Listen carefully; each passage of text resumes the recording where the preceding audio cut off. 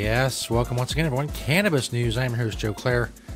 It's April 24th, 2019. The show, as always, is presented by the Marijuana Times. Check us out at marijuanatimes.org.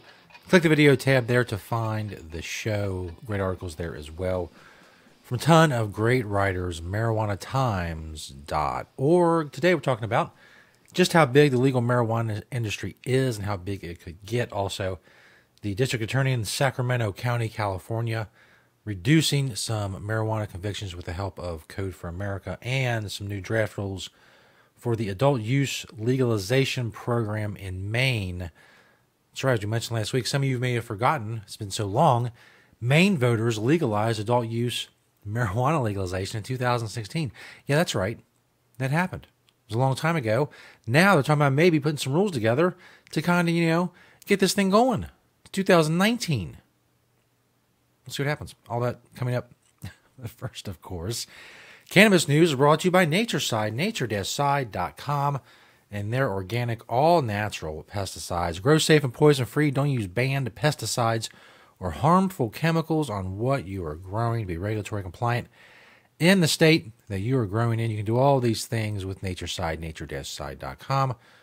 Proud sponsor of Cannabis News. They're awesome. Go check them out. They're organic, all-natural pesticides. This first story from the MJT story team at marijuanatimes.org. Just how big is legal marijuana? Nothing is growing as much or as fast as the market for legal marijuana. Consider this. By 2020, the market for legal marijuana will top $22.8 billion. The legal market for cannabis could, quote, be bigger than the National Football League, which saw $12 billion in revenue in 2015. Between 2016 and 2029, the projected growth of marijuana is expected to reach $100 billion. It's a growth of 1,308%. Incredible stuff. There's a lot of other stats and stuff in this story. And, all the new cultural stuff that's going on. There's, all of the celebrities and other brands getting into marijuana legalization and the legal marijuana industry. It's just, I don't know. I say it a lot. Maybe I say it too much. I don't know. I don't think so. I don't think you say it enough. The economic potential of the legal marijuana industry, as long as the government's in charge of implementing these things, allow the industry to flourish and doesn't stunt the industry before it even has a chance to get off the ground with excessive regulations, restrictions, taxes, and so on. Excuse me. This next story from SACB.com. Happy 420 Sacramento. DA dismisses or reduces more than 5,300 marijuana convictions. That would be Sacramento County DA Anne Marie Schubert dismissed nearly 2,000 marijuana-related convictions and reduced more than 3,300 from felonies to misdemeanors as a result of a Code for America pilot program, according to a news release. We've seen a lot of these stories with Code for America in various cities on the West Coast or near the West Coast, expunging marijuana records and using their computer programs to go back through marijuana convictions many years. Code for America is a nonprofit or a nonpartisan dedicated to solving government inefficiencies through technology. They devised a program that scoured Sacramento County records for convictions eligible for reduction or dismissal under Proposition 64. Four other California counties have partnered with Code for America, which aims to reduce or eradicate 250,000 marijuana-related convictions nationwide by the end of 2019 with the same program. Incredible stuff they're doing. And, of course, Proposition 64 allowed for the expungement of cannabis records in California. Originally, it was up to the people convicted to get those expunged, and then the new law or a new bill that was signed into law put the onus on prosecutors to get those records expunged. So now they're using Code for America in a lot of instances to do just that. Great stuff going on, at least for that section of legalization out in California. This last story from PressHerald.com. Maine releases draft rules for its recreational marijuana market. You can read them here. Well, if you want to read them, of course, every story that we talk about on the show is linked in the description of the video, so make sure you check us out on YouTube. Search Marijuana Times on YouTube. And subscribe. Of course, you'll find all of those links. In terms of Maine, there's a lot you can go and check out that covers all the different sections.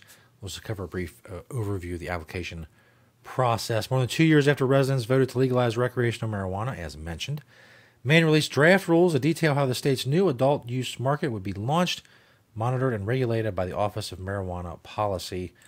The state released the rules in response to a freedom of access request by the Portland Press Herald. The state is inviting the public to weigh in on the draft rules, which run 73 pages long. You can weigh in on their website. There's been significant public interest in the adult use rules being developed in Maine, which is why we invite the public. Whoa, this just moved my story. You just moved my story, Press Herald. Which is why we invite the public to review these rules and offer their feedback, said Eric Gunderson, director of the state's Office of Marijuana Policy.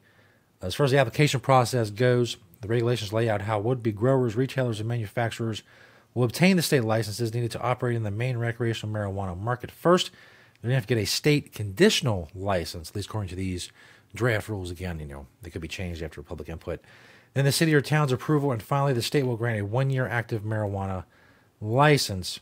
The state will have 90 days to review the initial application, including the criminal history records of applicants, before issuing a conditional license. The biggest hurdle facing the applicant probably will not be the state, however, but the local license conditions set by each individual host municipality. Some communities already have their adult use license regulations in place, while others have been waiting for the state to issue its license regulations before deciding whether they will move ahead with adult use marijuana within their borders.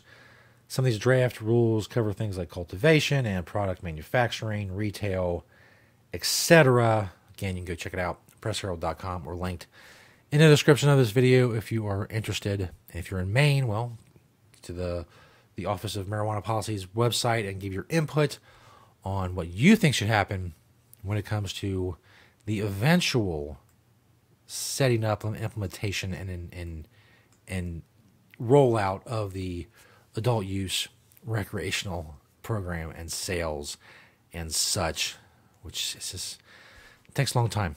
Long time. Just so much time. As we mentioned last week, Maine has had a lot of roadblocks, namely their last governor, Paul LePage, who did a lot of vetoing and ignoring of legislation. There was other problems with the legislation, setting up the adult use recreational legalization program, retail sales, and such. Seems like they're moving ahead now, finally, 2.5 years later. Hey, better late than never, as they say. Continue, please, to check out Cannabis News 5 days a week. We're on YouTube and Vimeo, as mentioned. If you want the audio version of the show, search the Marijuana Times on Apple Podcasts. Of course, thank you to Natureside, nature-side.com, and their organic, all-natural pesticides. Thank you, all of you, for watching and listening and liking and sharing and commenting and all of that stuff. And we'll see you next time right here on Cannabis News.